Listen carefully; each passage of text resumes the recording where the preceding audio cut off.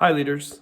This is a video clip from an interview I did with Mike Brennan from Quispamsis, New Brunswick. Mike is the treasurer at Kingsway Assembly, and Mike has been able to engage the wage subsidy program offered by the government during this crisis. And him and I had a conversation about how he went about using that subsidy in his payroll remittance. In this interview, he references a 10% wage subsidy program. And then since this video is recorded, it seems like the wage subsidy program has increased to 75%. What we don't know yet is if that applies to churches or if it's just available for small businesses. I thought this video might be helpful to your treasurers as they try to figure out how to apply that wage subsidy to their payroll remittance.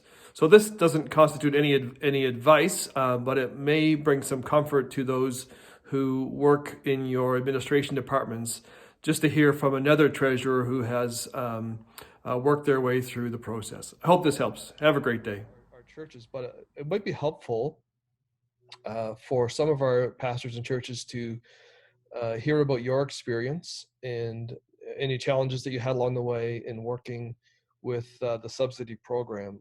So the easiest thing, Mike, might be for you to just maybe share with us your sort of your end result, and then how hard was the process to get there? Was it cumbersome? Did you do it all online? Yeah, well, so far we haven't done anything as far as applying for money, or in actual fact, we're talking about the 10% Right. subsidy, Right. which is pretty automatic. Okay. For instance, for us, we have a payroll provider. So it was just a matter of contacting them and getting them to, when they make our payroll benefit submission, we will deduct 10% off of that amount. Okay. So let's say in our next payroll remittance submission is coming up in April 14th. Okay. So the income tax portion of that we've withheld from employees' pays, say, would be approximately $2,000. Okay. So we will deduct 10% of the remuneration for that period from that $2,000. Okay. So in our case, for instance, our 2-week pay is around $7,000. So we could deduct up to $700 from our remittance. We will do that and send them for the next 3-4 months 700 or 10% less, Right. or no, it'll be actually more than 10% less. It will be 10% of our pay, Right. whatever our remuneration is for that period, and you just deduct that from your remittance. Okay. Now you have to keep record of that, because if they come back to audit, or when you submit your year-end remittance form, you'll have to account for that. Right. So it's not a great deal of money, but in our case, we probably will create cash flow $5,000-$6,000 over the next.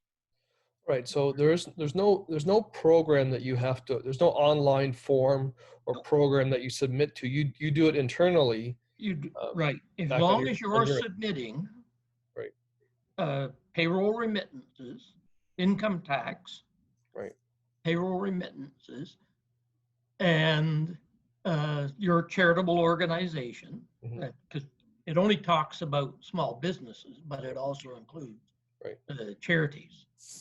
So as long as you're in that category and submitting payroll remittances, you can apply that wage subsidy. Right. So how do you tell the government the reason why you're remitting less?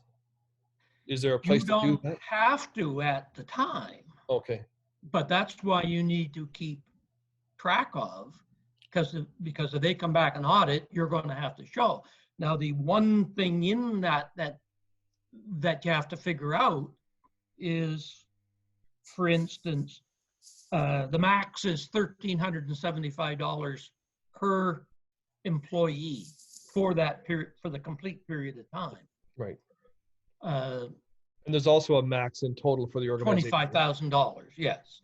But so if you have anybody that would go over that, like for instance, the only person we would have would be Pastor Tim.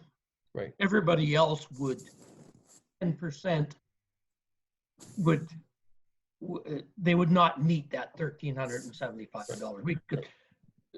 We'll get 100% of their basic income tax back. Right.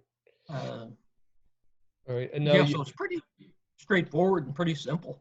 Right. So you mentioned earlier a payroll provider. Can you explain for those who don't know what a payroll provider is? Well, we don't calculate our own pay. Okay. We have a TelPay that does our pay for us. And of course, you pay them a fee for doing it. Right. But I don't, as treasurer or the next treasurer, right. doesn't have to go through the right. Canada Revenue Agency Act to figure out how to do payroll. The information for this subsidy is online. We're sending it out tomorrow to our district. It just explains the subsidy program and the 10% and the 25,000 max and all of those things. Are we expecting more information, you think, from the government about how to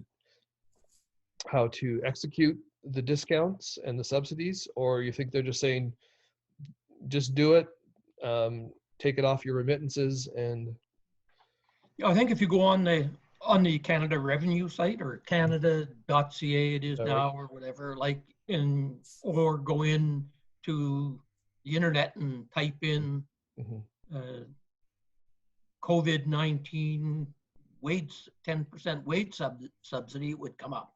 Right. It would tell you exactly how to do it. It's really simple. Yeah, it's not really an issue. Right. We're going to put a link to that. I was assuming that there was some sort of, before you could start changing your remittances, I was assuming that there was some sort of online application procedure or permissions sort of slip that you need to get for it. But so it's effective immediately. The employers can start doing it now because it's already available. This applies for payroll between March 18th and June 20th. Okay. So like I say, from that date, our first remittance would be due on April the 14th. Right. So our April the 14th will tell us, the remittance will tell us that we owe Canada Revenue Agency $2,000 for income tax remittance. Right. And our pay for that period of time will likely be $15,000. So we will deduct $1,500 off of that remittance. Simple. Yeah, from a church perspective, a recovery perspective, the only thing that's available is that 10% wage subsidy directly associated with the church. For the employees, you go the other route. Yeah. Okay. Okay. All right. Thanks for your time. I think I remember how to turn this off. I appreciate it.